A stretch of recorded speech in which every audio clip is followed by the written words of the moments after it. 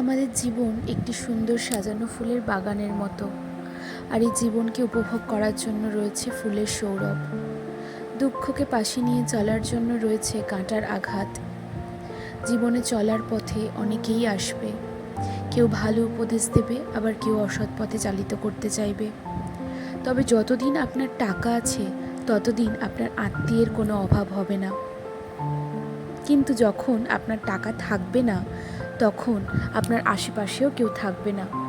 ঠিক এই সময় আপনি বুঝে নিতে পারবেন কে আপনার সত্যিকারের বন্ধু। যে আপনার খারাপ সময়েও আপনাকে ছেড়ে যাবে না, সেই আপনার প্রকৃত বন্ধু। আরও একটি নির্মম সত্যি হলো, কেউ কারোর ভালো চায় না। সুতরাং কারোর কথায় না কান দিয়ে নিজের জীবনকে নিজের মতো করে উপভোগ করুন।